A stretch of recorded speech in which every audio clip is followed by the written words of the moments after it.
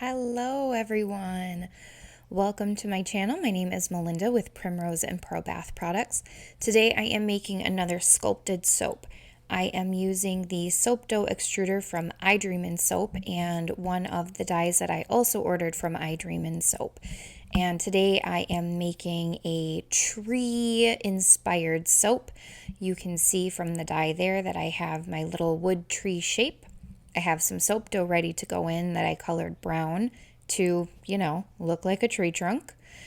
The tree in this soap is a very fall inspired, but also kind of a whimsical to go with the theme of the last couple videos I've done. This is still soaps from the Enchanted collection, so we're still building on that theme here.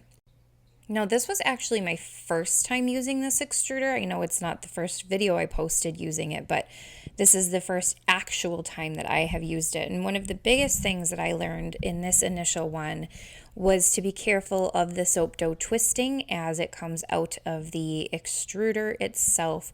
This one was really finicky to get out cleanly, just because of all the branches wanting to go every which way, kind of collapsing in on themselves. So I did have to do some cleanup, but it did turn out okay.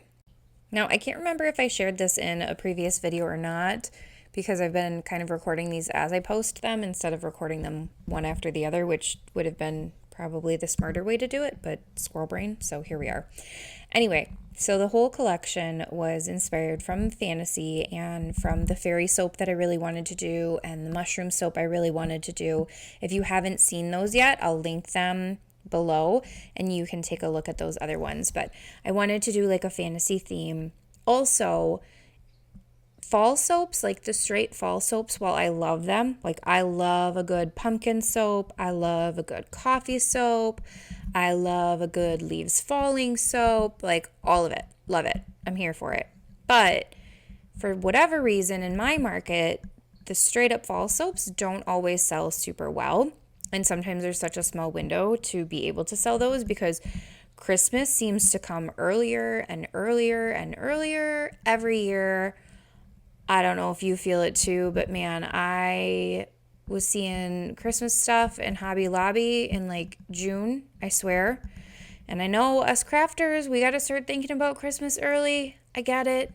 But it just seems like the demand, man, is really pushing into my love of fall. Sometimes we want to just enjoy fall before we jump into Christmas. Anyway, so working on this soap, I have some green mica I'm putting into this base layer. Much like the mushroom soap, I want my tree to be able to stand up. So I want to get my soap batter nice and thick to be able to support that tree embed that's going to go in and be the trunk of my tree within the soap. Fragrance I'm using today is called Country Hayride from Indigo Fragrance Company, in case you're interested where it came from. It is a delightful smell. It has notes of fresh cut hay and fresh cut grass and some cedar wood and other woodsy smells, and it is very light. Like, it's not overpowering and heavy, and for me it is a really nice fall scent without overly screaming I'm a fall soap. So it's just a really lightly, and it soaped almost too well. And I hate to say that and like jinx other people or jinx myself, because I'm sure I'll use this one again in the future, but it took forever for my batter to thicken up, which is nice if you want to do a lovely drop swirl kind of a soap, or be able to put, whatever other type of swirl or intricate details. But for a sculpted soap, it did make things take quite a bit longer. I tried to put the tree trunk embed in and realized that I wanted it a little thicker in the middle. So it was kind of like a hill once you cut it. So that's why I'm going back in with this spoon and trying to mount it up a little bit thicker towards the middle there. It also gave me a really good idea for how thick my soap was and if I thought that it was thick enough to actually support that tree trunk embed. So let it sit a while longer, shaking it out, making sure it's really not going to move this time, and then going ahead and putting that tree trunk right back in there. My next step is to get some sky blue mixed up. I'm using Aphrodite from Mad Micas. It's just a really lovely, pretty blue. And I mixed up a little bit of my soap batter. Now my math was off, again, as frequently happens to me because I am not a math magician. It was not my strong suit ever in school, but I had to roll with it. So I mixed up what I thought was the perfect amount of blue to just come from where that grass layer was up to like the bottom of where the branches were, because my thought was I wanted to do a little bit of blue and then a mix of fall leaf colors, so a little yellow, a little red, a little orange, and then be done with the soap. I was going to have, just that red and orange and yellow continue up through the top of the soap. But like I said, my math was off, and so in order not to waste and to be able to fill the mold all the way, had to make some decisions on the fly. So put my fragrance oil into my soap batter here, and now I am pouring it in. My embed tipped a little bit despite all of my best efforts, so I had to fix it, but it was okay. It ended up okay. So I'm going in with the blue. I wasn't worried about it breaking through that bottom layer because I knew it had set despite my embed falling over, but it stayed up eventually.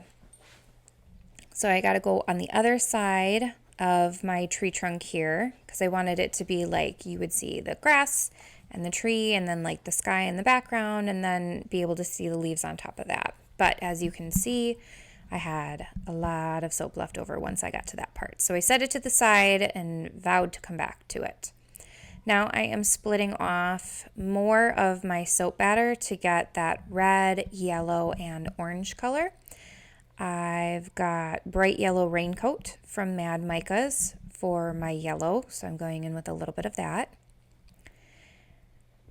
I love these fall colors. I'm totally going on an aside here. Okay, sorry. Pumpkinhead from Mad Mica. So I love fall colors in general. This is not the first fall tree inspired soap I have made. I live in the Midwest where we get really pretty fall colors, especially when you go up to Door County, which is somewhere that I love, love, love to go in the fall because it's just gorgeous. Like if you don't have fall where you are and you want to go somewhere where there is fall, highly recommend Door County. It's gorgeous. It's like quaint little towns. They've got shops and amazing food, and it's just really cool.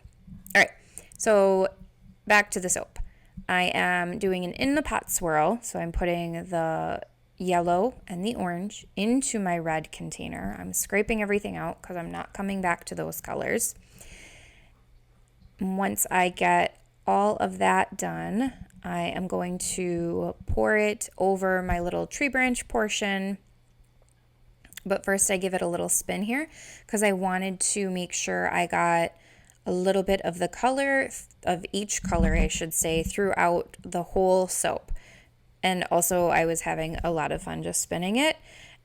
So probably went a little more than I needed to, but it was fun and it looked cool in there. So now I am going to pour it into my mold. I am using a spatula to break the fall here. And what breaking the fall means is just to make sure that this layer of soap doesn't pour so heavy or so hard that it breaks through that bottom layer of soap. I wanted to have as clean of a layer as I could, but because my batter was so runny, it was taking so much longer to set up than I thought it would. And, impatience is probably my biggest challenge in soap making. I am not always a patient soap maker, especially when I have my kids in the background that need things, and I think I can just whip out that batch real quick.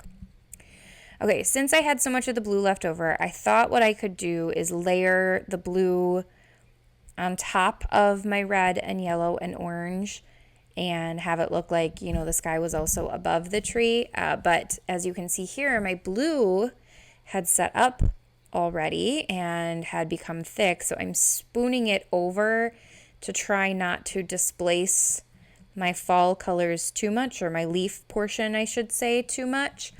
So spooning as carefully as I can It did end up displacing it at the end, and I was bummed, and you'll see what I mean. But then it really grew on me. So sometimes a mistake in soap can actually turn out looking better than what you originally envisioned. So I know it can get discouraging. Like if you're a soap maker out there, I don't want you to feel discouraged. Mistakes are going to happen, even for people that have been doing it for a long time. Sometimes you just don't know how a fragrance is going to react, or, your math is wrong, like me, a lot. But sometimes it turns out really good. And if it doesn't, sometimes you can figure out other things to do with it. All right, now that I have all of that blue in for my top layer, I think it really worked out for the best, because the blue really helped these embeds on the top pop off that color a lot more than I think they would have if it was the leaf color swirl. So I made these leaves using glycerin melt and pour soap, and I did more of the fall colors. So I mimicked the exact colors that were on the inside of the soap. We have a little bit of the brown for the tree trunk, and then the red and the orange and the yellow. And I wanted to try and cover as much of this soap top as I possibly could with these leaves, so that every bar could get at least 2 colors, hopefully, of each of the leaves. So I have various sizes of all the leaves in here, and I'm going to go ahead and finish placing all of those.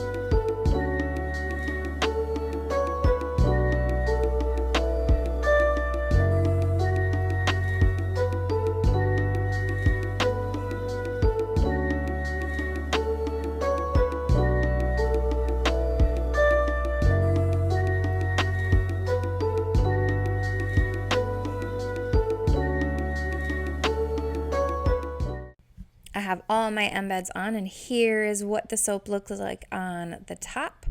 You can see I got a little bit of peekaboo of the red underneath, but overall I covered that pretty well.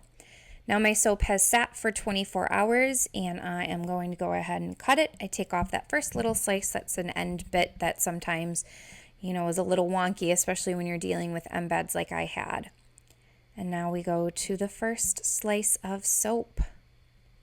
Now, you can see here that the top didn't really do what I thought it was going to do. My original plan was to have it look like a round tree shape, but having to place that blue on there, you can see displaced it a little bit.